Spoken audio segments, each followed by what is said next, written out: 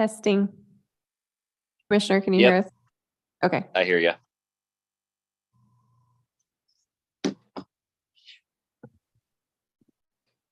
Okay.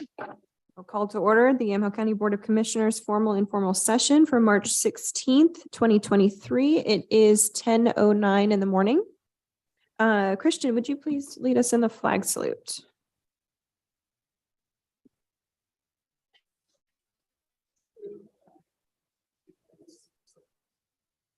To the republic which is one nation under God, indivisible, with liberty and justice for all.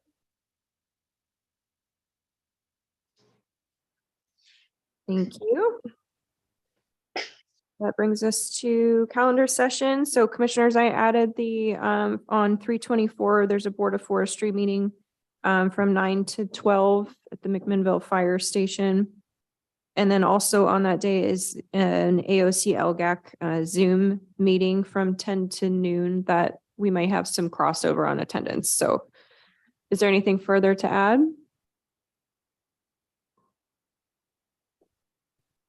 Commissioner Johnston, anything to add to the calendar? No. Okay. Anyone else? No? Okay. Item D is public comment. This time period is reserved for public comment on any topic other than an agenda item, quasi judicial land use matter, or a topic scheduled for a public hearing. And I don't believe we had any written comment come in, but we do have a public comment. The mayor of McMinnville is here, Remy Drabkin. Welcome, Mayor. Thank you. Good to see you. Nice to see you. Thank you. Thank you again for seeing me today, commissioners. And thank you again for your time. Chair, I just want to let you know I wasn't able to open the link you sent, but thank you for sending it. I forwarded it to our IT department and I hope to be able to catch up on that conversation. Okay. I'll just forward the whole email. Okay. Hopefully it works better. Okay, wonderful. Thank you. And I'm sure IT can get it open. I'm a bit of a Luddite. I'm coming again to you today, you know, as you know, we're at a critical juncture with the Navigation Center in the city of McMinnville. And I think you know our hurdles. And I think you also know what is at risk, especially the $1.69 million grant from OHCS, which just again today I've asked for an extension, which would relieve the pressure valve a little bit. Even though it would still delay the project, if we didn't have funds committed right away, it would at least relieve the pressure valve on trying to secure funding for this project. So I'm pursuing that, and I wanted to let you know about that. I also want to note, though, that with delays, we are still at risk of ever rising project costs. And there are aspects of the project which it's simply more at risk the longer it gets drawn out. So I also wanted to let you know that at our next meeting, the McMinnville City Council will be considering, at my request, a reallocation of our $500,000 commitment, which went through the council with approval for operations. And I'll be asking the council if they'd consider reallocating that to construction costs. I want you to see that I am at the table fully in every way that I can be. So I am here again to ask for your partnership. And Chair, I know that in my initial email and when I asked to see if you would come in for the full amount of the investment, you said that ask was too much. So today I'm here to ask you if you would consider matching our investment. Not that I can guarantee the council will reallocate those funds, but they have committed them to the project. And I wanted to see if that would be a reasonable request for you to entertain, for you to put it on the agenda and to have a discussion about it. Again, these would be funds going just towards the construction of the Navigation Center. And as you know, we feel this is a critical point in making a significant difference in, it's not just in the city of McMinnville, it's in our county seat. And I want us all to be proud of our county seat. And I feel like we can do this work together and we can make a significant change in our community. And we can really help our county seat to shine. So I hope you will consider my request for continued conversation and hopeful for your partnership going forward.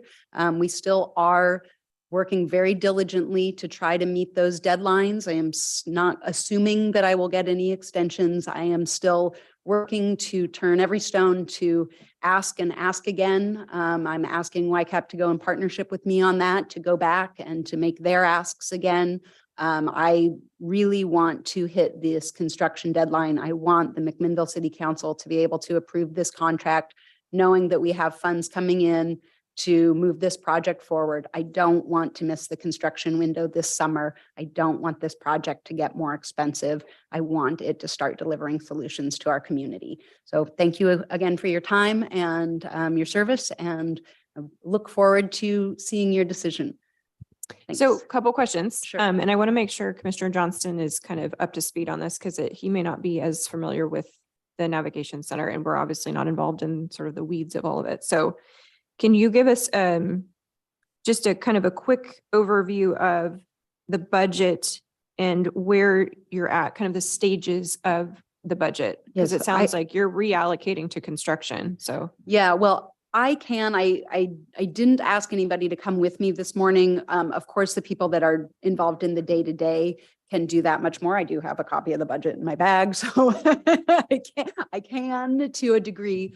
We currently believe that we're about $1.28 million short to complete the actual, just the construction contract. Now, that said, we will not have our final maximum price until the second week of April. So that number could move a little bit. That number is also our construction contract. So it doesn't include site improvements that might come along with it, like sidewalk improvements and things of that nature. So I didn't want to say, well, we need 1.28, but really could we have 1.5? Because I know we're going to need a little bit more money.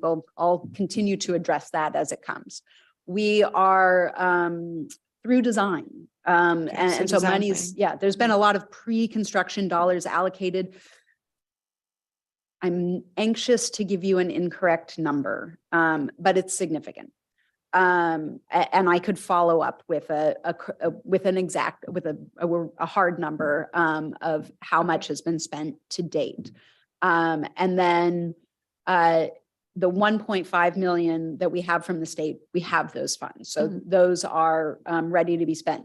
If the city council moves to reallocate that $500,000, which would leave us kind of would leave the spot where we'd need to figure out those operational costs. But again, that's down the line, right? So I have time. I have time with the legislature. I have time with donors. We have time all around to figure that out. If the council chooses to reallocate, that would directly bring down the number from the 1.28 million that we believe we are going to be short. And that timing will also all kind of come together in the middle of April. It'll go before the council. They'll make a decision. And then simultaneously or at approximately the same time, we'll be getting our final maximum number back from Fackler Construction. And so we should have, it shouldn't be about 1.28 at that point. You know, it should be whatever the exact maximum cost is, minus the allocation if that happens, and then minus any additional funding that I am able to secure. I would love to see us address this as a region. I think we have the strength to do it. And that's where we are. I'll refrain from over answering, or try to refrain from over answering. I apologize. So design and planning, that was all sort of funded and paid for by who? Mix of people? So I don't have the exact details of the budget in mind, but I know that we have pre-construction dollars in the grant from OHCS. Okay. And I believe, and our special projects manager could answer this question without having to think twice about it, but So some of the 1.5 has already been spent. It's we're just dependent on, you're struggling with the deadline of. yes. Okay. And so there's a risk of losing that, that grant, because that's where some of those are supposed to come from. And I can have our special projects manager follow up with a kind of a breakdown on where we are budgetarily, if you like. Okay. And you said, I don't know if you sent your email, but what was the deadline that that you're up against for the 1.5? So It's pretty soon. we'll have, yeah, it's very soon. So we'll have The contract can go before the council the first meeting in May if we have committed funds. So we would need to know by April 24th, and then we would need some sort of letter of commitment or MOU or some documentation that the council could rely on, that those funds would be available even if they weren't in hand at that point, in order to have confidence, in order for me to even to have the confidence to ask the council to sign a contract. Okay. And we had talked about House Bill 5019 funding, which theoretically could go towards this in terms of the expenditure, but we're not sure that it's going to be signed and the checks are going to be cut by 4/24. So that's Well, the they concern. won't be by that time, Yeah. and those expenditures won't start happening. And so it won't meet the construction deadline. So even if that could be long-term funding that's available, it's just not the short-term funding. And I'm not only starting to ask for money right now. I've been out trying to secure these funds for a long time. It's just that we keep getting closer and closer to this kind of finish line where we're either going to make it and start construction in June, or we're not going to make it. And if we don't make it, not only is the deliverable procrastinated, but also the money from OHCS becomes at risk. Commissioner, you've had some follow-up about House Bill 5019. I'm wondering if we know if it's part of the 27 something million for rural counties could be spent on operational costs. And if we could know that now, if that might help the city council in their decision, knowing that there could be follow-up. Yeah, and I think it could. I've also asked YCAP if they felt confident in being able to go out and continue to fundraise for those operation costs. I don't know how 59, I don't know the exacts of 5019, but I have also requested meetings with a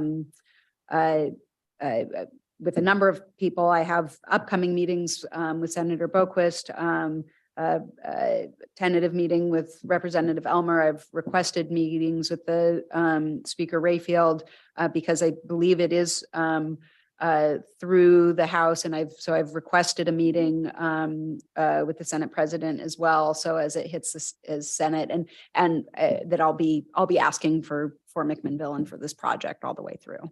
Okay. So just as a, following up on that, in terms of operational expenses, what were the plans as far as operations going forward?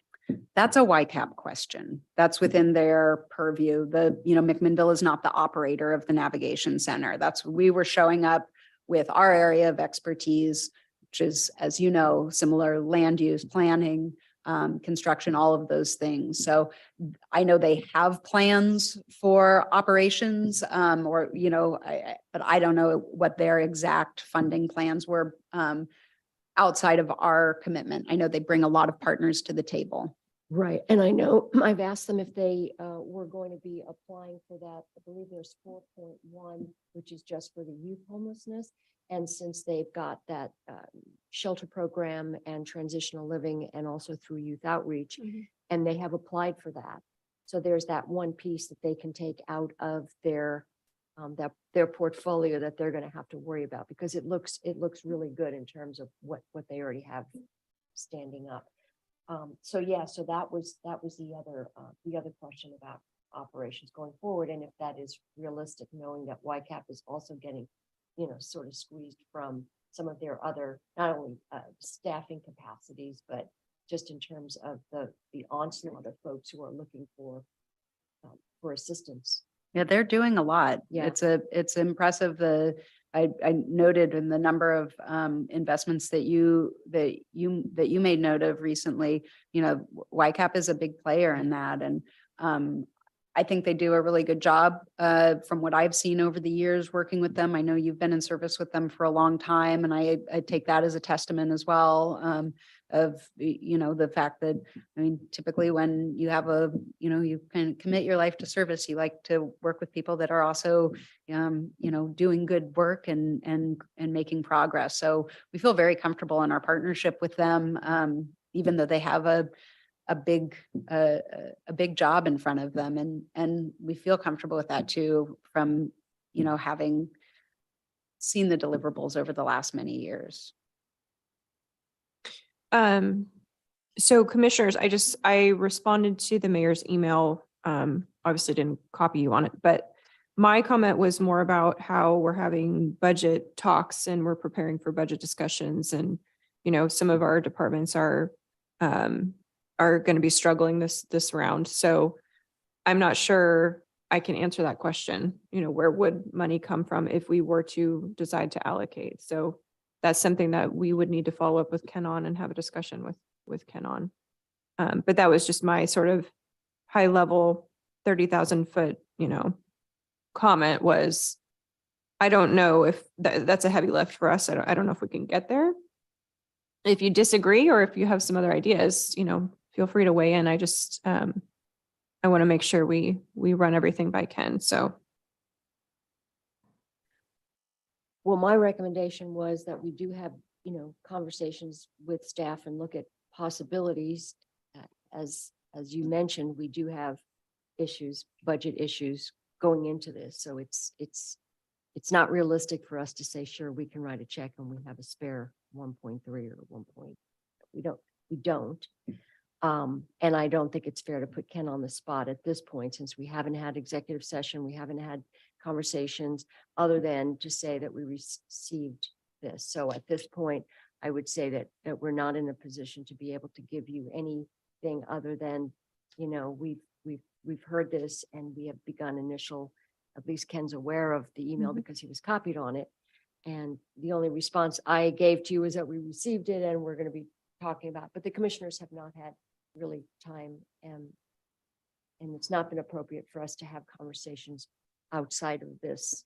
I understand completely. Well, that is, while my bigger request is for monetary support, my primary request is that you just do bring it in as an agenda item for discussion and give it that opportunity for more robust conversation. So, okay. I will forward that link again and see if it works this time, but I would love to have something from, you said your special projects person. In terms of like timeline of, you know, construction, you said summer, but when would sort of phase 3 of the budget kick in, where you're now looking at operational things? Because I think that could make a big difference if we, you know, I mentioned partnering with the city and chasing the 5019 funds. That could make a big difference in terms of the timeline. So it'd be good to see a breakdown of that. Absolutely. We'll have that before your next meeting. Thank you. Case. Appreciate it. Commissioner Johnston, I want to make sure if you have questions, you can get them in. Yep, I'm good. Thank you. Okay. Thank you, Mayor. Thank you. Thank you very Commissioners. much. I appreciate your time. Thank you. Let's see. Okay. Any other public comment? If you're online, please raise your virtual hand.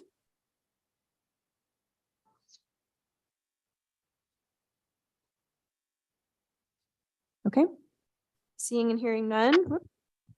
We will move on to item E, is department updates. There's nothing today. There's nothing on our work session schedule. Item G is our consent agenda. Commissioners, I'd like to pull item 1 just because I like to look at the physical minutes and read them over and sign them, and I haven't seen those. So if we could just bump that to next week. Does that work? Okay. I see a nod from Commissioner. Yeah, I'm good. Any commissioner can request something be pulled from the consent agenda. Okay, so we'll move that to next week, and I'll look at those and get those signed. But the rest of the items are pretty straightforward. It looks like Mayor Rosacker and Councilor Wheatley are are once again in front of us for approval. And we've got some improvements to the Sheridan Fire Tower and also looks like an HHS contract. So I will move approval of items G2 through 5. Is there further discussion or questions? Nope. None. All those in favor signify by saying aye. Aye. Aye. Aye. Okay. Oh, sorry. All opposed, same sign. Thank you. Okay, so I'll just make note that we're gonna move item 1 to next week. Call me old fashioned. I like to read the minutes. Okay, item H, old business. H1 is discussion of received applications for the Yamhill County Direct Impact Grant Program. This was continued from March 9th of 2023. And so last week we talked about having commissioners send in our kind of our rankings, if you will. I assume that happened, and Carrie was able to compile them all together and see where we're at.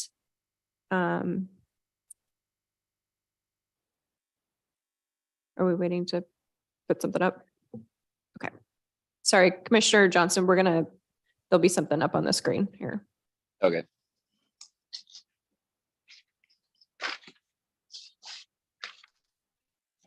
Yeah, we didn't put anything in the packet, so we're just gonna share this.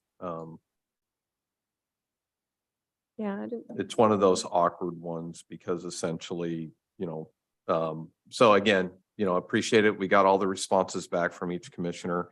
It's one of those that we're trying to take the results that each commissioner is wanting to submit. And so, so we haven't been able to share this because I don't want to get sideways with public meetings laws that we're basically compiling on how, so we're going to present here shortly. I'm just trying to buy time while I'll talk about it a little bit. Right. There it is. So, Nicole, I found the minutes. Each of the commissioners submitted a list, a little bit differently, approached it a little bit differently. So in the document, oh, there you are. So I put each of the lists that were provided by each commissioner and the award amount, if there was a recommended award amount that differed from the application.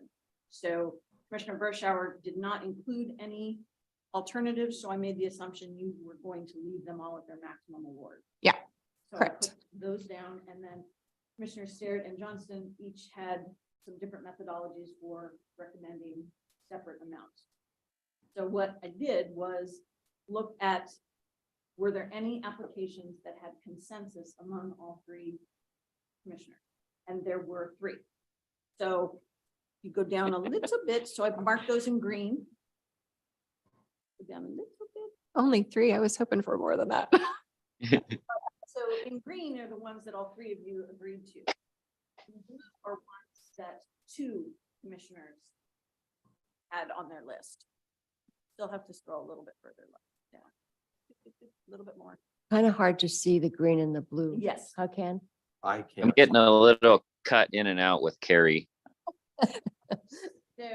So then what I put together for you to at least start the conversation, you see each of your lists had a total based on what you were recommending.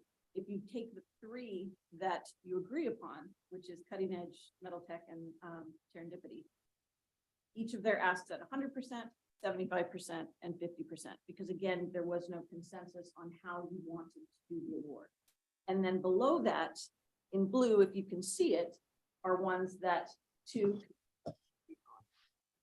So it doesn't indicate which 2, and again, the amount is different. So I gave you a 100%, 75%, and 50%.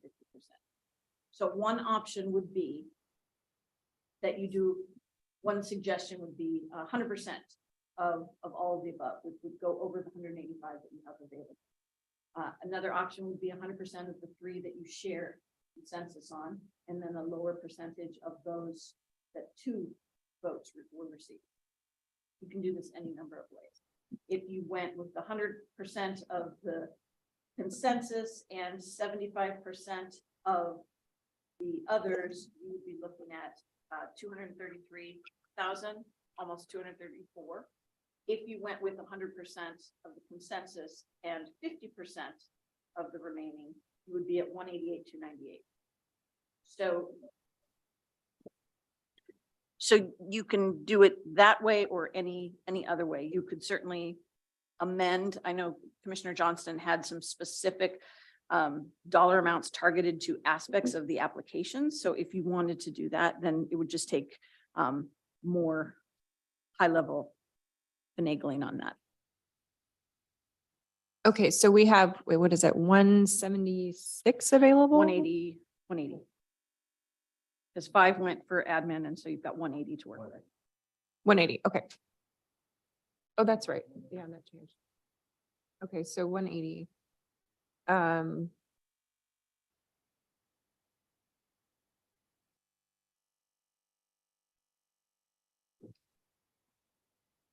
Okay. And in So, the document above, you can see what Commissioner Starrett and Johnston had suggested for alternative amounts for each of their rankings.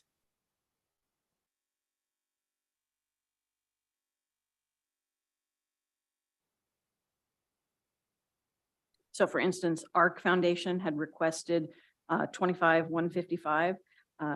Commissioner Starrett suggested an award of 8,385, and Commissioner Johnston suggested an award of 23,198. So there's quite a variance there, but you could choose to award really in any combination.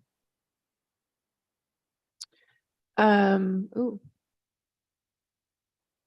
Did we lose? Did we? Just for clarification, I don't have ARC on mine. Mine's ARE. So ARE is one and ARC is a different one. Commissioners, I'm kind of ambivalent on the amounts. I didn't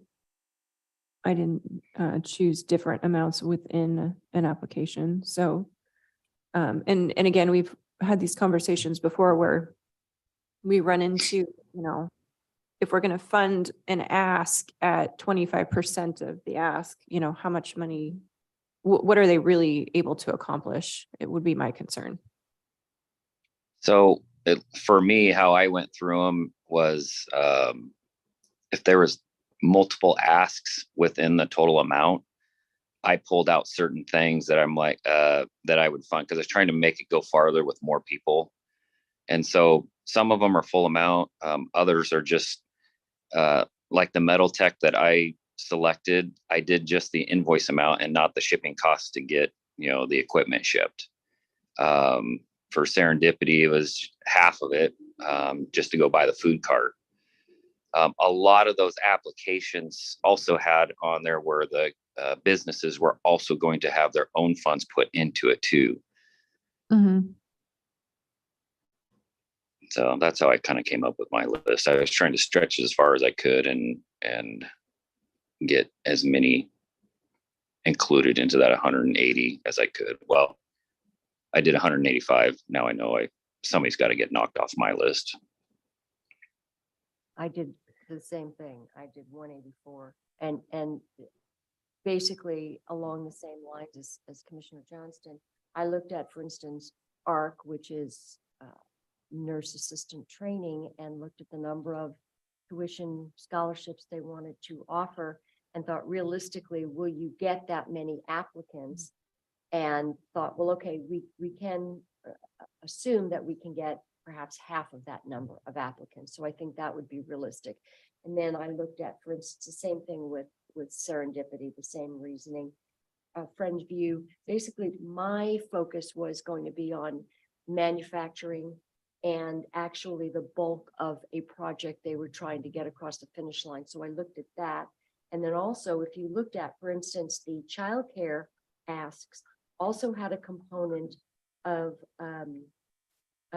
not only in supporting their organization, but also what it did for capacity for childcare. So I know we have that coming up, but I still think these are plans. These are ready to go, shovel ready, if you will, that would be able to increase capacity right now. Again, it was really hard when you looked at, for instance, YCAP asking for support. I did fund that to some degree because they don't have a bucket they can take money out to support their staff, and their staff is on significant overwhelm. Friends View would be a little bit of both. We would be able to increase the bilingual employment or outreach for that organization and for the work that they do. So, and again, if you look at the bypass, Dayton bypass bar, there's a business in Dayton that is now represented, and they do have significant funding that they're putting in for it. It's also a requirement for the fire marshal. So it's sort of like their business is having a request necessary to stay open, and what do you do there? So it was tough. It was really tough. Yeah, I think I really focused on what I talked about way back in early March, which is the goals of our workforce partnership team is really focused on recruitment and retention of 3 categories: manufacturing, healthcare, and tech. Those are kind of where the biggest needs are going forward. And so that's the lens that I used. When it came to the childcare, like Little Bird and Little Roots, I figured, we still have ARPA money that we're talking about. So those could potentially be rolled into that. But that's, we seem to have, at least the top 3 seem to have come out at either manufacturing, or was it healthcare was the third one? So we seem to be in agreement, at least on that. I left bypass out just because they had a previous grant, and really that was one of the other top things that I did was if they had a previous grant based on what Willamette workforce was telling us that would be a good guidance. And the only one that I ended up going back in that had a previous grant was Hello Care, when I got down kind of to the bottom of my list. Yeah. Oh, I see. It's hospitality. So it's manufacturing and hospitality were our top 3.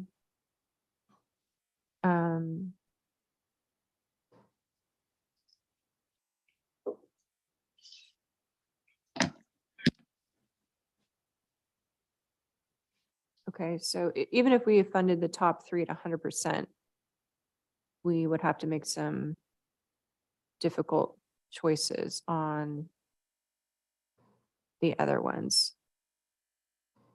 What if we did the 100% on the top 3 and the 50% on the bottom set? Does That's that get it? 139, 148. Yep. No, I lied. But it is, sorry, I lied. It's if 100%, and it would be 188, 298. I didn't put that on there, but I ran that one separately. Okay, so that gets So it would us, be the 100% closer. on the top 3 and then 50% on the remaining. So you would still have to carve out $8 grand.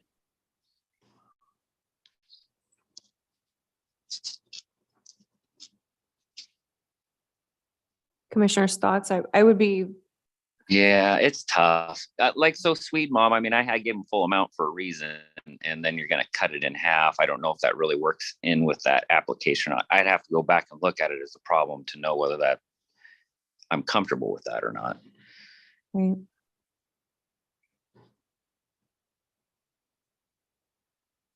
From a reporting standpoint, it is much simpler if you rely on the budget that they gave and choose something based on that budget. For instance, if they had a capital expenditure or they had a whatever, then you can at least Right. have them follow through on that and not have them look for additional funds. Sweet Mom needed a driver, so it probably won't help to do half awarding on that one.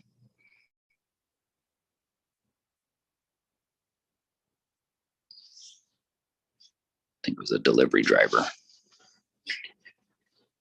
So even if you were to agree that you fund the top 3 at 100%, then we could go back and look at the remaining 6 and look at their budgets more closely and see if we can isolate particular needs within their application that would be discrete, that could be an award amount.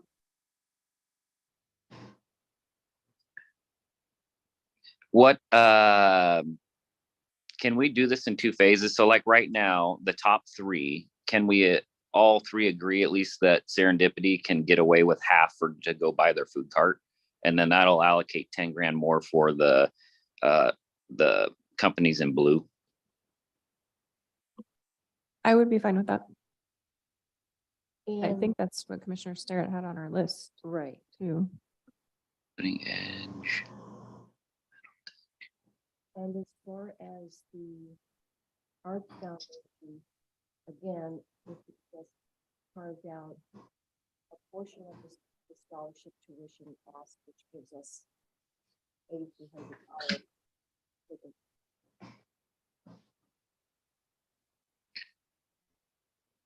That would give us some. We can gain.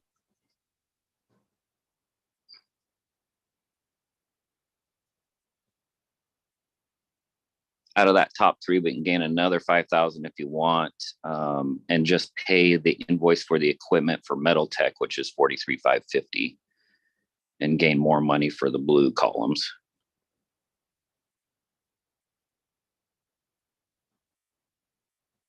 Gains another 4,000 some odd dollars. So you would be suggesting that Metal Tech would be required to match that for that additional 5,000 for shipping? Well, yeah, that they would pony up the shipping cost basically. So we're paying the invoice for the equipment, and then they'd pony up for shipping, if I remember that one correct. Okay, so the proposal, at least to start, is to approve Cutting Edge at 30, Metal Tech at 43. 550. Okay, and then Serendipity at 10. Yeah, I would agree with that.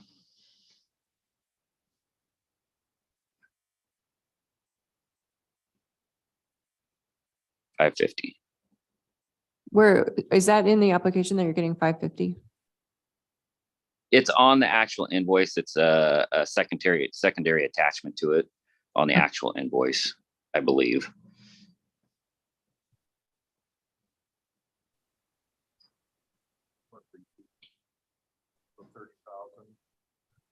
And then Metal Tech would be 43,550 based on the Yep. invoice.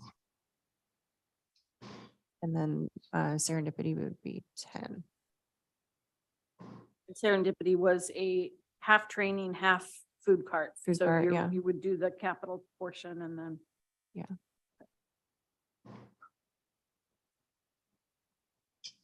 Okay, so that leaves us roughly with 100.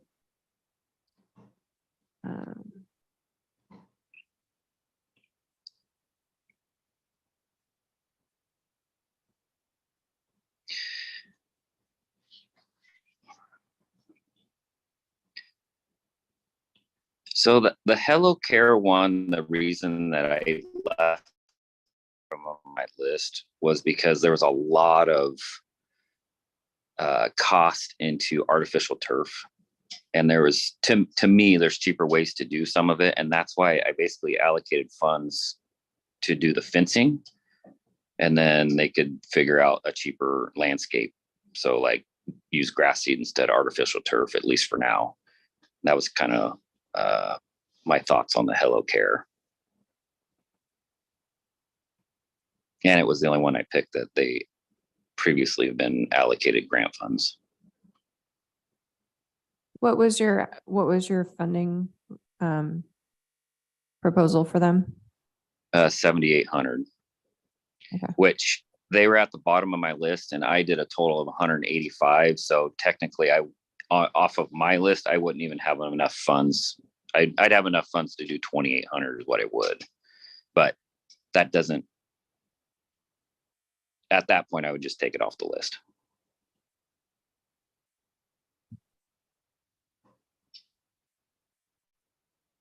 They were not on my kind of top 2 groupings. So I would be fine if we need to remove that. I would agree. So we're removing Hello Care. Hello Care. Completely?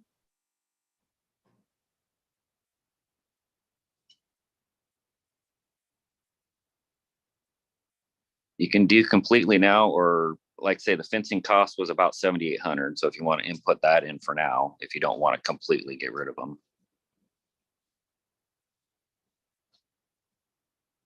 Trying to see what they were at.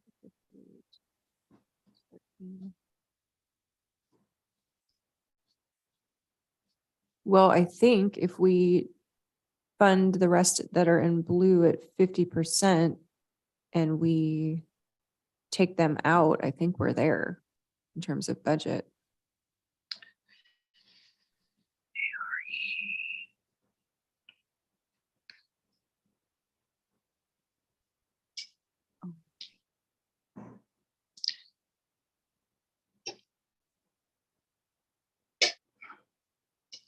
Yeah, see, I mean, Swede Mom, if they got other funds that they're going to put in with it, but as it is, if they didn't put funds into it, it's a partial ask, and it isn't really going to do much good for what they're because I think they wanted a truck and a driver, or it was straight up going to be salary for a delivery driver.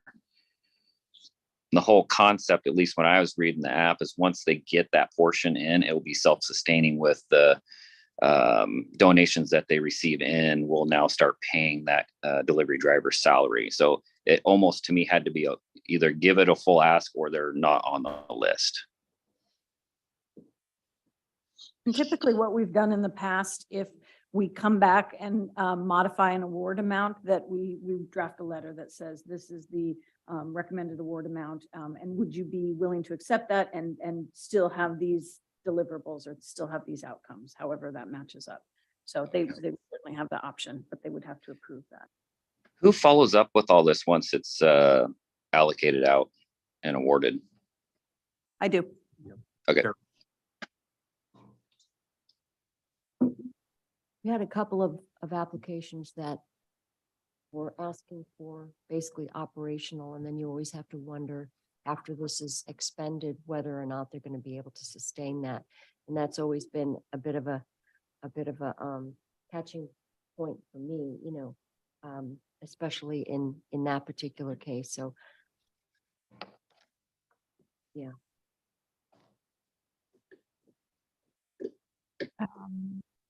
We can always do follow-up questions as well. So that sustainability issue was not directly addressed in the application process, but we could go back and say, for those of you who are requesting an operational expense, please talk about how this is sustainable beyond this particular award.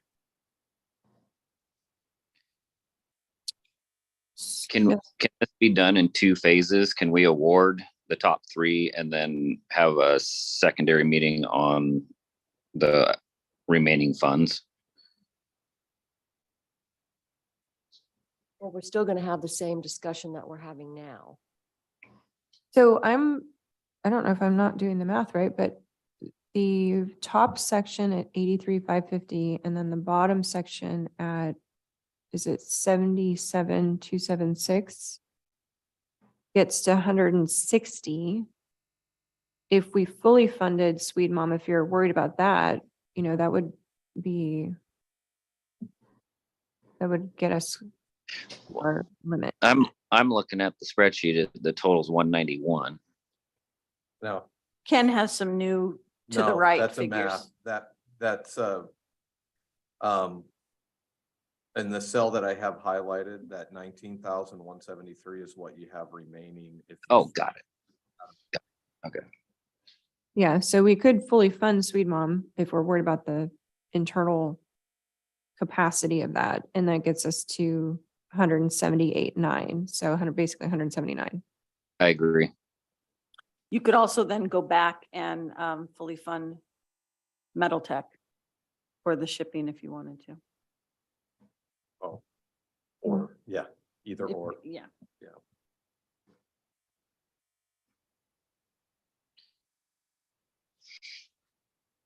I'd leave Metal Tech how it is. I'm comfortable with that. I mean, all of those were in my top grouping.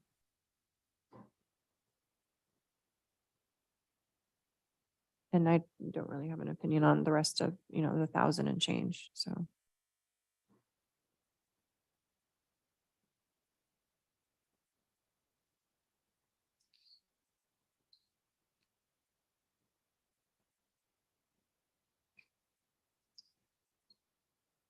You could always apply that to administrative.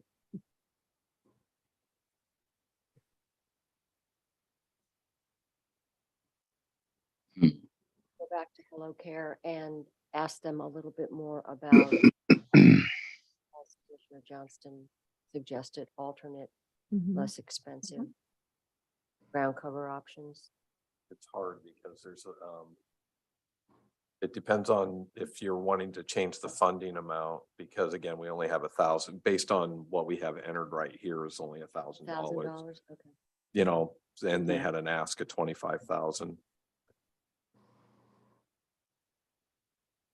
I mean, we could take that 1,000 and we could do the awards just based on this amount and not distribute that 1,000, or you could add it to one of the other lines that had reduced funding. And then that would essentially zero out all the funds. This would be the awards. I guess I would, if I was going to add it back to anything, I'd probably add it to the ARE manufacturing. Agreed. Because that, if I remember right, was for a piece of equipment. Yeah. Or we could reduce ARC down to what Mary Mhm. wants to be at, and that'll gain us some more funds to either add back Hello Care back in or add back to ARE. Now, ARE, do you remember what the specific dollar amount was for the equipment? Because the number we're using is the 50%. So on mine, I put 23.2. So I'm assuming that was the cost of equipment and was their full ask. So we would have to go back and make sure that that was something that they could still fulfill. Okay. Well, to kind of get to Mary's point about, lowering the budget for ARC, why don't we, what happens if we fully fund ARE and then just drop ARC down? Drop them out totally. No, it would give them, Oh, to the 8,300. what is it? The 8,300 that Commissioner Sterrett recommended for ARC initially. Okay. Well,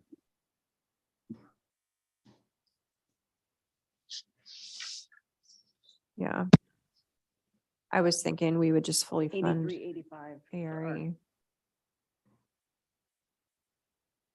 Because the application fee for a nursing assistant NA1 program is $250, and the NA2 program is $225. So if you think about how many people will realistically, basically the cost for one scholarship would be about $1,600. So that's why I'm just saying roughly you can fully fund scholarships for that many, regardless of the full ask. I think it's a significant number of fully funded scholarships.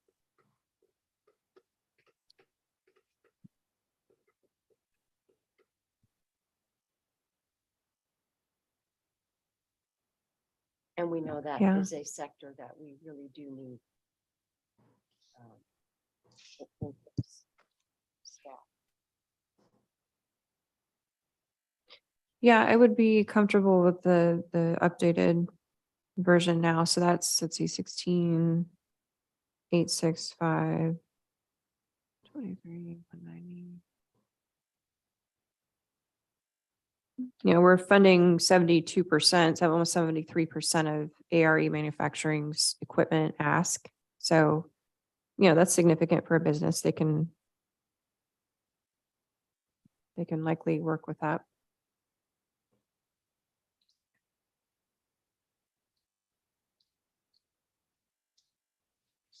Commissioner Johnston, how do you feel about the current list? Yeah, just some of them bug me just because when they're partial, I don't know, it's just not gonna go as far when it's partial amount. I mean, some is better than none.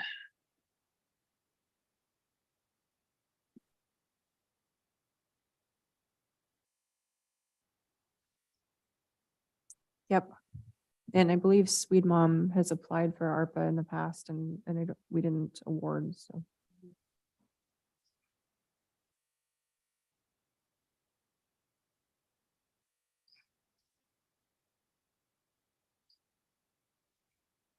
Commissioner Starrett, thoughts? We always come back to this partial funding. How far does that go? How effective is that? And then we also come back to, you know, how fair is it to fully fund one project when we could maybe kind of give another project a shot in the arm, which would be much needed. So, you know, in manufacturing, when you've got a specific piece of equipment, I see the importance of trying to get to fully fund that.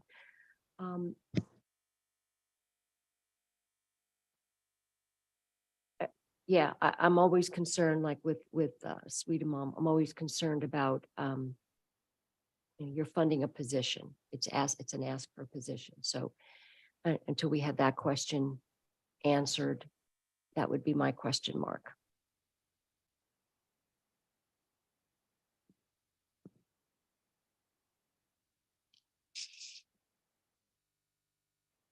In terms of sustainability of that position. Mhm. And, you know, just to be fair, you know, you looked at the West Valley, their ask had to do with, which was unfortunate that we couldn't fund something in the West Valley, but it just didn't have any stability tied into this. Okay, now we pay for this. How are you guys going to manage this going forward? So that was why I'm saying it's kind of not fair to not apply the same standards.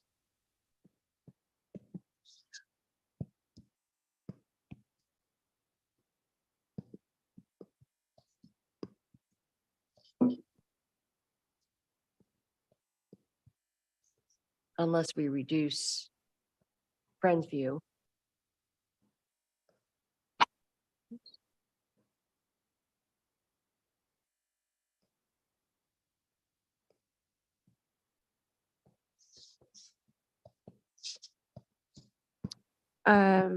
Yeah, I feel the same way about Sweet Mom, just because I know that their needs are increasing significantly. They work kind of in the same area as the Hope on the Hill food pantry. And they are experiencing a huge increase in need. They need somebody there full time, essentially. So the need is there. I just worry about sustainability of that position. Yeah.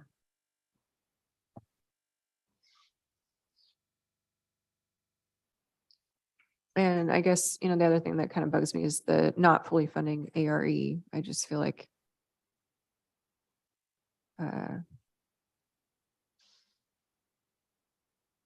we're funding large chunks of everybody else. We could also choose to go back to all of the second tier and pose those questions to all of them. Such as, you know, what would be the same sustainability portion of that? If you were to receive partial funding, what would you, how would you prioritize if that's appropriate within your original budget? You know, there are several questions we can have them self-select that would give you some more options for funding. So how does that work with the reporting requirements when someone is given, okay, you're going to have, let's say you get partial funding. How does that impact that piece of it? So when I draft the letter that goes out to each of the potential recipients, I have to identify what their outcomes are going to be based on what the proposed funding is and their original proposal. So I would say, you know, maybe it's a percentage of a capital, maybe it's a matching, whatever it shakes out to be, to say, okay, here is the thing that you can report on, that we can measure, that can be an actual outcome. Would you be willing to accept this award based on that? So it's a little bit different for everybody. Mm-hmm.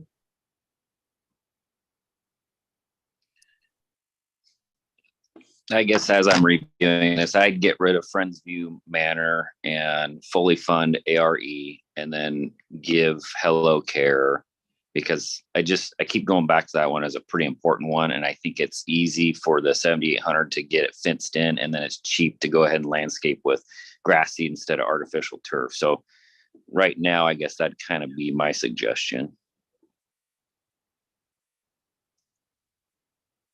Completely? Friends view goes away completely? Is that your recommendation?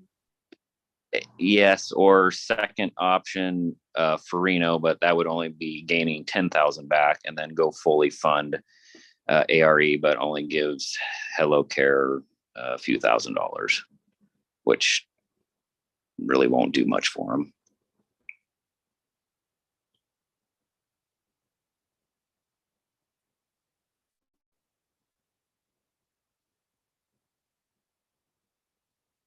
Man, this is tough.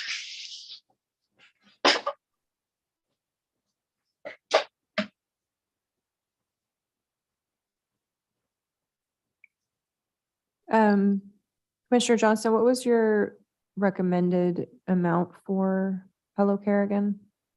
7,800, but that was with 185,000 total. Not that it matters. I guess we're redoing all that anyway, but 7,800 was for the fence.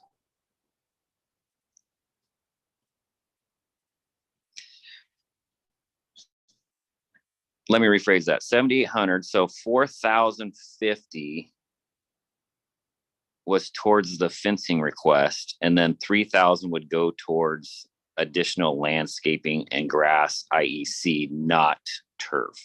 Because the biggest bulk of that asset they wanted was for artificial turf. So you would, in essence, be requiring that they have the capability for a match, for them to accept that full award, that 3,000 that you kind of identified as towards whatever the landscaping would be. They would then have to agree that they had the ability to spend that and cover any additional costs. Yes, which they're not technically written out, but most applications that I went through said, yes, they are putting extra input into, along with these grant funds that are allocated. Not meaning that it would be technically towards grass seed, but yes.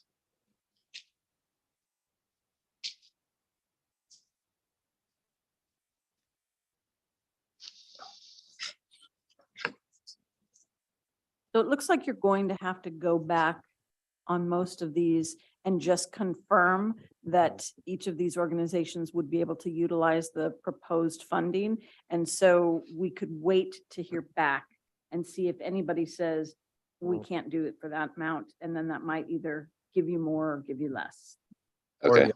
is here, if we just want to go down the list and is the board comfortable with the top three and the funding amount for the top three? Yes. Yeah. Yes. Okay. ARE manufacturing.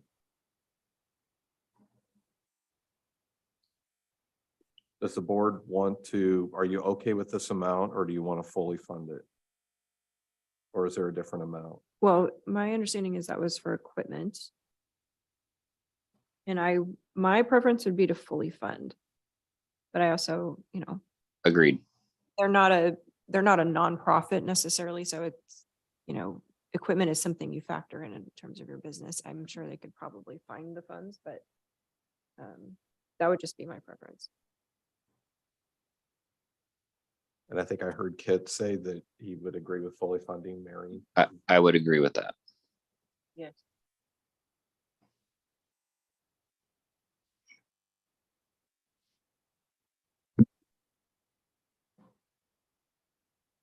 ARC Foundation. We could reduce that further just to pay for, let's say we paid for 2 scholarships. And that would give us.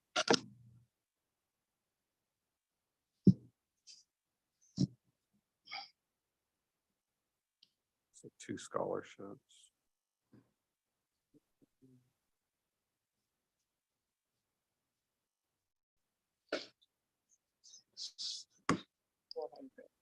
Let's say we just did 2, it'd be roughly $3,400.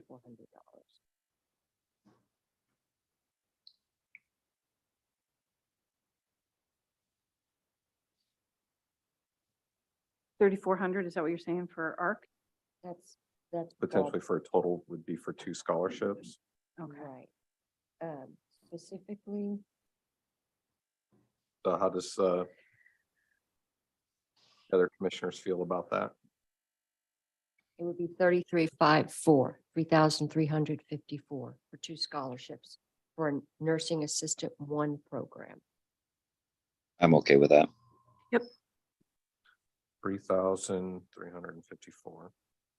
And I want to clarify on ARE manufacturing, it's not equipment. It's what they call lean consulting. So they would train their staff with this lean consulting. And then there is a piece of equipment, and then it's also a professional certification. How much for the piece of equipment? $400. Oh. Most of the cost, 20,800, is this training the management team in this lean consulting.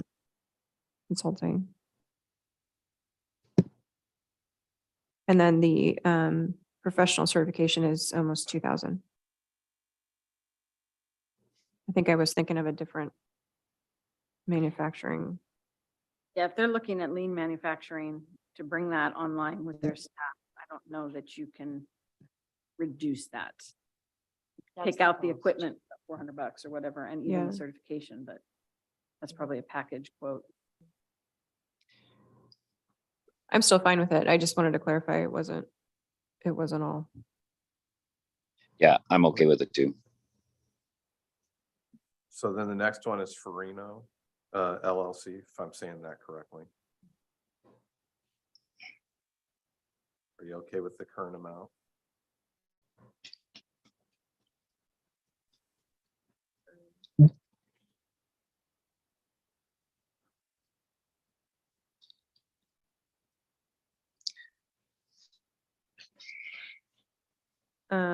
This is for an HR consultant specifically.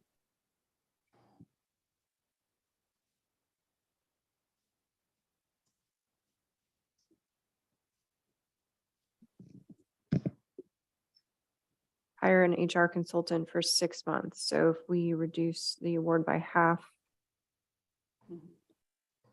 I don't know, They'll have a matching. yeah. There's also 3,000 for advertising and 1,000 for employee recognition.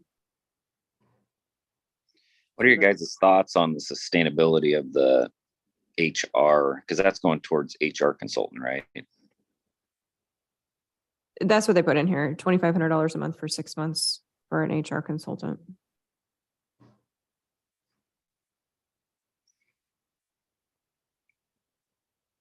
And they may well have a plan for that, but they weren't asked. So if we give them the Yeah. opportunity to respond to that. Okay. And the reason why I thought about the same thing, but the reason why is that a lot of the smaller companies, they don't have an HR department. They're struggling with compliance and some of the issues that are. Exactly. So, but again, the 6 month, what happens after month 6? Yeah, they may have this person who is identified to help them do a policy manual or something very specific that can be completed in 6 months. So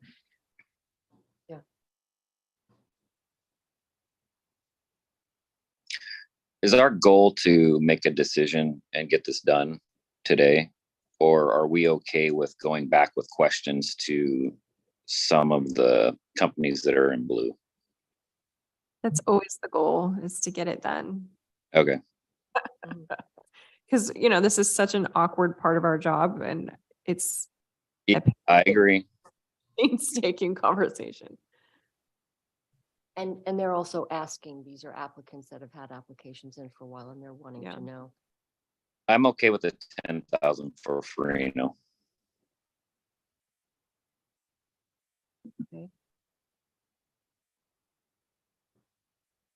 Okay, Friendsview Manor. I'm sorry, maybe I jumped ahead a little bit. I can't say he was okay on Farino. Yeah. It's the rest Yeah. of the board. Okay, Friendsview Manor.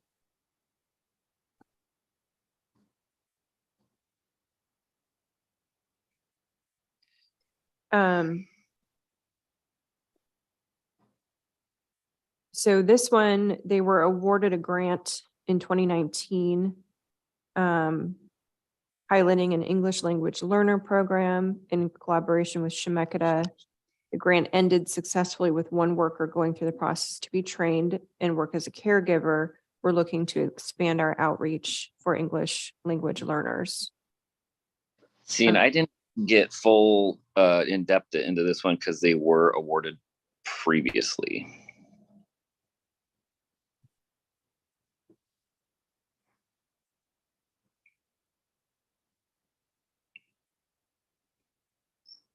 I saw this as a sort of workforce enhancement in an industry where we really need that.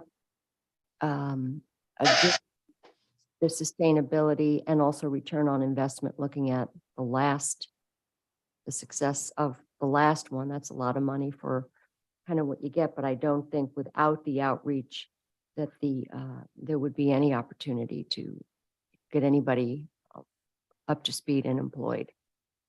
Yeah, and another part of my hesitation on this one was that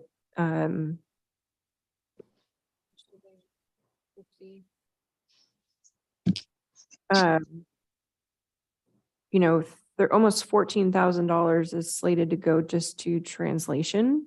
So translating the materials for recruitment of employment. That seems extremely high, but and then, you know, hiring somebody for 6 months. So it is kind of a temporary thing.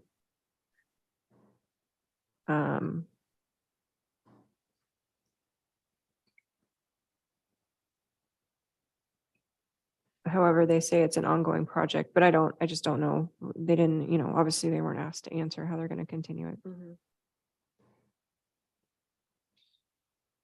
Well, again, if we can ask if they would be successful with a portion of this, and then basically they would have to come up with Plan B for how they were going to cover, for instance, translation or any of the other aspects. Well, and I would just say that if it's a partial award that's approved, I mean, part of that communication and if someone says, well, we can't implement based on the reduced amount, we needed the full amount, then, you know, Goes back in the pot. And we've it had goes we've had that back before. and we come back and have a discussion and we talk about how to redistribute those funds.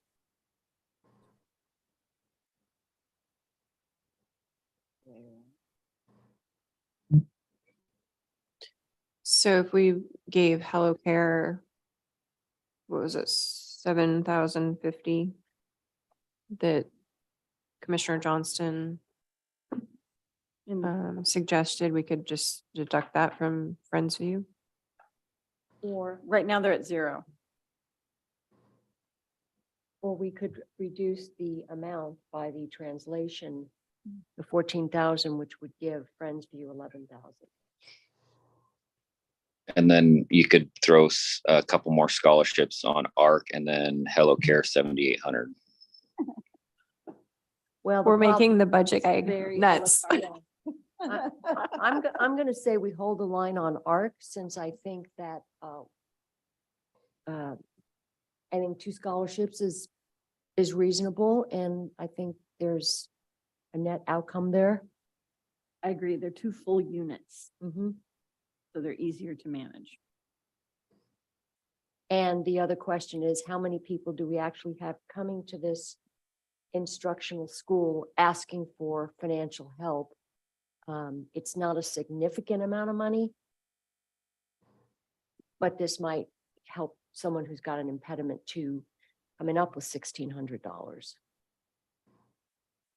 So I would say let's leave it at 2 and reduce the Friendsview Award by 14,000, which gives, Well, so they asked for 50.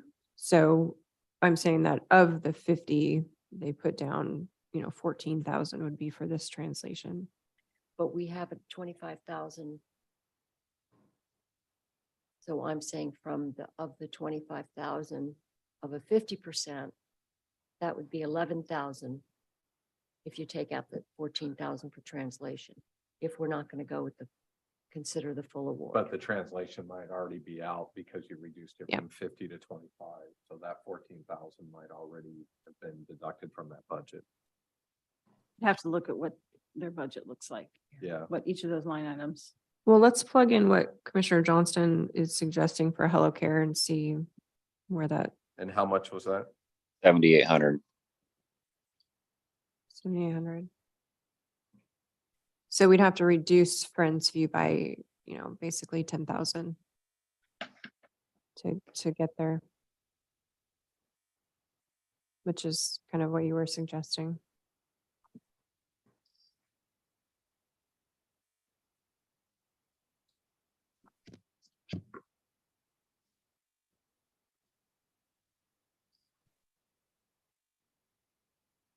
Maybe at 15. Commissioners, what do we think of that?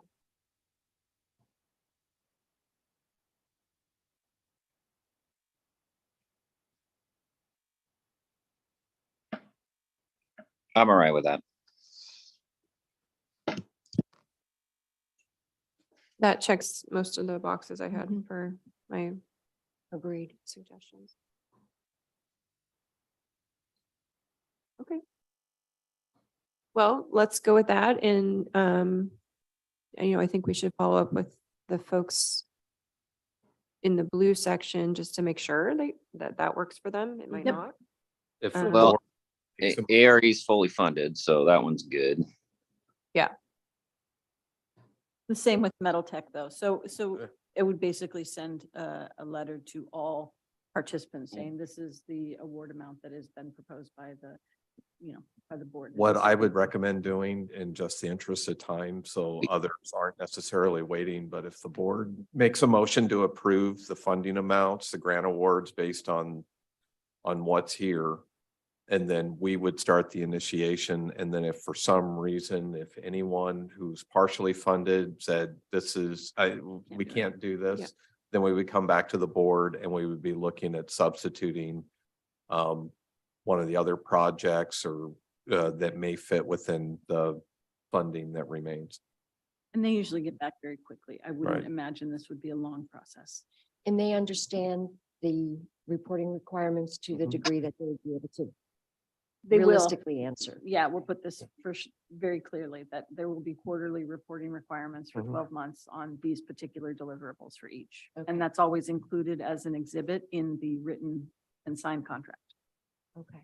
We're still careful. I mean, we have our reporting requirements, but we're also trying not to be overly burdensome, especially for a 3,300 grant award.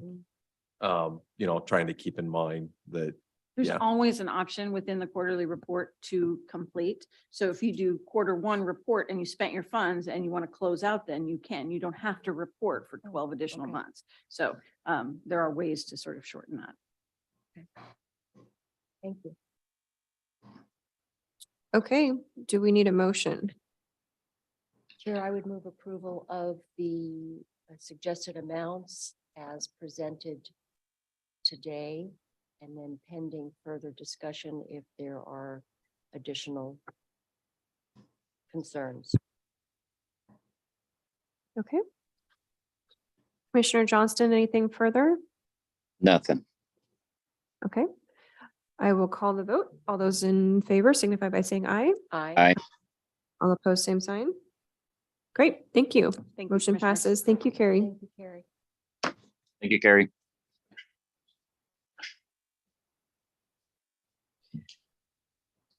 Okay.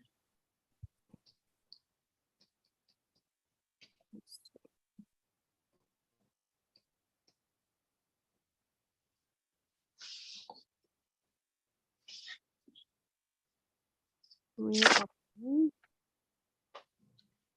Sorry, keep the work in order here.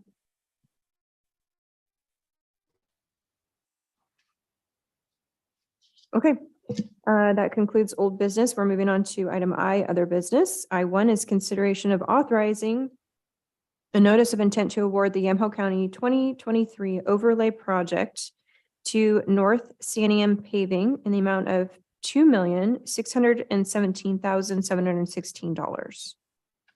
And this is the project that we approved, I think it was last month. The overlaying of 9 roads, 15 miles of paving, and there was actually quite a few bidders, 7 bidders, and this was the lowest bidder. So I will move approval of item I1. Is there further discussion or any questions?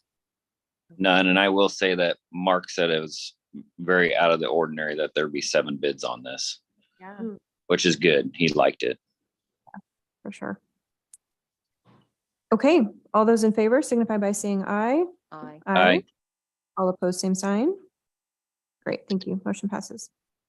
Okay, item F2 is discussion regarding elements of a proposed code of conduct policy. This is something that I added to the agenda, and I'm sure you will be super disappointed to hear that I'm going to actually move it to next week. And the reason is because I had sort of an outline of what I wanted to put together in this, and then I started doing some research earlier this week as to what other people have done. And it's maybe I'm missing something, but this is like the congressional one. It's huge. And it has all of this stuff in it that I wasn't considering. So I want to take a little bit more time to review what's in some of these. This is a City of Rochester, New Hampshire Code of Conduct policy for their elected and appointed officials. And it's, 10 pages long and extremely detailed.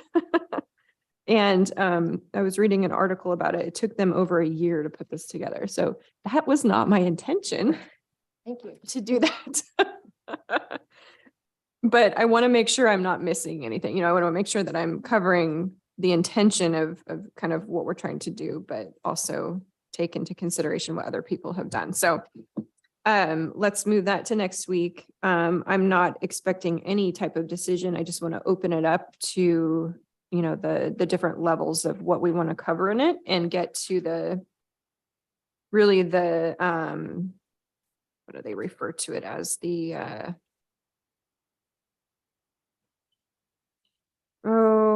I'm blanking on words, but anyway, basically the mission of the document. So, if we can sort of get to that point, I think that would be a success for next week, but then have some subsequent meetings on the content. So we'll push that to next week. And what's that? Let's see. That was it on other business. Item J is public hearings. We have nothing today. And then item K is our announcements. So commissioners, the only couple things I have is our economic development manager application is live and on the website and on the well, it's on the website. Where else do we post it on a few job boards, I think, right? So share that around. And that is open until, do we have Until Phil? no, I think it's, Oh, okay. 30, I thought it was 30 days, so it would be, yeah, close to, yeah. Okay. I was gonna talk about House Bill 5019, but Commissioner Starrett, if you have an update on that, I'll sort of defer to you. Thank you, Chair. Well, as we know that both bills passed the House, headed to the Senate side. There are concerns, however, that this is money that is ultimately going to bring us back to the same place we're at, and that is unless Measure 110 is addressed, unless we address the significant issues of drug addiction as they play out in the issue of homelessness, we're going to find ourselves in the same place. So I'm hoping that's not the case, but we still need to, that's a significant elephant in the room that we need to address. The last meeting that we had, I thought it was very telling that we had commissioners from the metro counties agreeing that the process that the governor is using is very divisive and is not really helping us with our issues. And at that last meeting, we did have a number of people who weighed in. We have a brand new OHA behavioral health director, Ebony Clark, she talked about advancing in her mission is going to be to advance racial, social, and geographic equity. And I thanked her for mentioning geographic equity and asked her to remind the governor that there are 36 counties, not just the few metro counties, and that we're hoping for some consideration as part of that, the funding. We did hear a number of commissioners very concerned about how this was rolled out.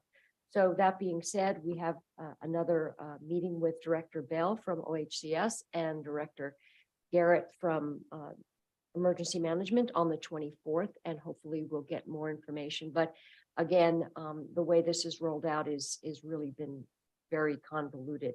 One of the good things is that we have that homelessness package that has been earmarked to increasing youth supports for homeless youth. That there are applications that are already out through YCAP Youth Outreach and a number of the other nonprofits. So I wanted to bring that to our attention. The commissioners got my update from that last meeting and talked about some of the inclusion issues that we have struggled with. The other thing is I want to say that I had a follow-up conversation with Public Health and HHS Director Lindsay Manfred and asked her a little bit more about the specifics of our engagement with the schools. And there is significant engagement with the school superintendents. They have monthly meetings. McMinnville schools are working on a student safety summit. They did one in November. This will be one after school, which will really address some of the issues of fentanyl. So again, I think the county is doing what we can do, acknowledging the autonomy of the school districts, but we're always looking at ways to give more resources to those. The other thing is I wanted to mention that Commissioner Johnston has an article in the Enterprise magazine where he talks about some of his specifics, some of his perspectives on the issues facing our county. And just want to use this opportunity to say how much we've enjoyed working with him, and the perspective that he brings as a new commissioner has been very welcome. Thank you. I was, when I was talking to the mayor about the email, I was trying to forward her the video of that meeting, the AOC healthcare meeting, which I watched later that you were on. And it was pretty shocking to some of the comments from other commissioners were eye-opening, but what was very clear was that the 27 million is the governor's concession to rural counties. There has never been any expectation that we would participate in the 130 million. And in fact, our AOC healthcare liaison, if you will, basically said we've asked several times and the answer is a hard no. So why they asked us to walk down this path of an emergency order is beyond me, but that's where we're at on that. So Commissioner Johnston, any announcements? Yes.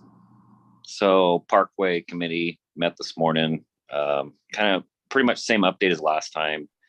The Winooski phase is being delayed because of labor contract negotiations with the unions.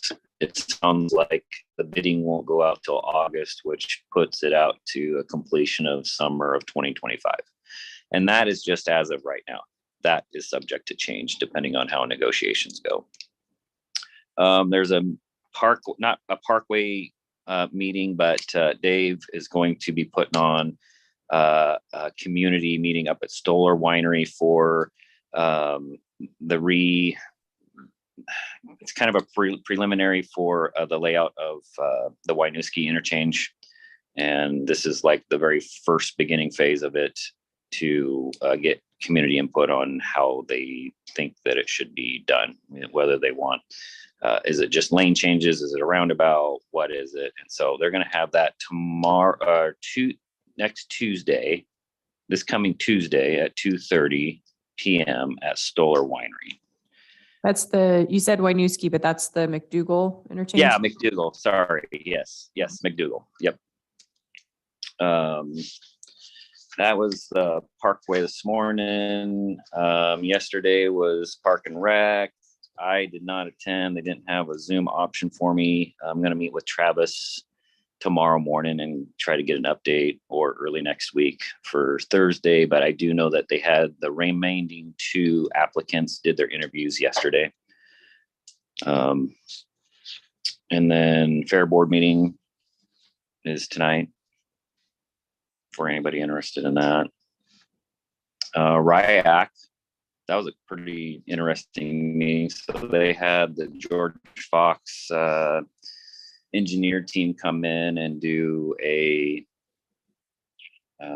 presented 2 rebuilds of a couple intersections in Yamhill County that are very dangerous. One was Red Hills Road and 240, and the other one was out where I am, which is Crookshank and Amity-Dayton Highway. So they kind of mocked up redesigns of those 2 intersections to make them safer with different options. It was kind of interesting. RIAC's also looking to update their TSP by 2025. So they're just starting now to reach out to looking for funding to do that TSP. The other thing that came up at RIAC is they want to start mapping out what county roads are within city limits. And I know this has come up before during NUMAC.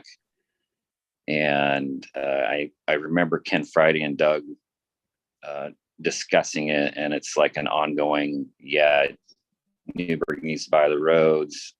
And the county is like, hey, Newburgh, you need to buy the roads. And Newburgh's like, yeah, you need to upgrade them to our specs before we buy them. So I think the biggest thing right now is RIAC wants an inventory to know where we're at and how many miles of county owned roads are within Newburgh. The example that they brought up during the meeting was like when a development happens at intersection of North Valley and Chehalem Valley Road, there was a development out there. Does the city take ownership of that as the development is done? I didn't know the answer to that. It would be nice to know that as these developments are done, if they're being done in correspondence with how Newburgh wants their roads built, and that these builders are building those specs so that Newburgh can take ownership of those roads as we make new subdivisions at the very least. That's all I got. Commissioner, my understanding is from one of the NUMAC meetings was that there was a meeting of the minds between our planning director and the city manager, not the city manager, the planning and community development at the city of Newburgh. My understanding is they worked out their differences and it is to the benefit of the county. That's the last I heard. Where in other words, Okay. we aren't going to be put in a position of having to bring the roads up to city standards and then get the city to take them. Okay. But we'll have to clarify with Director Friday. Yeah, maybe Ken, I'll work it out with Ken, but maybe he can either present at the next RIAC meeting, give a little 15-minute deal. And if RIAC has any questions, Ken, I think will be the best to answer that because he has been the one dealing with Doug on that. So kind of fill him in on the back and forth there. And then also maybe there's already an inventory of roads that he can bring with him and give to RIAC community. Thank you. Thank you very much. Any other announcements? Other than tomorrow's St. Patty's Day, so happy St. Patty's Day. And it's supposed to be like 60 degrees and sunny, so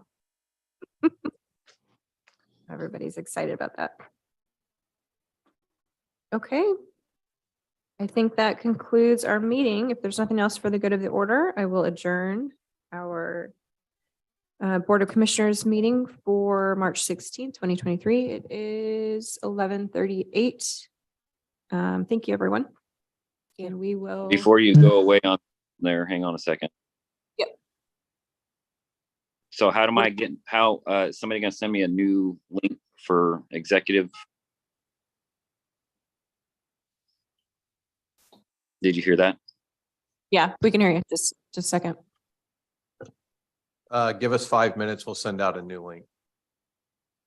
Okay, sounds good. Okay, thanks, Kit.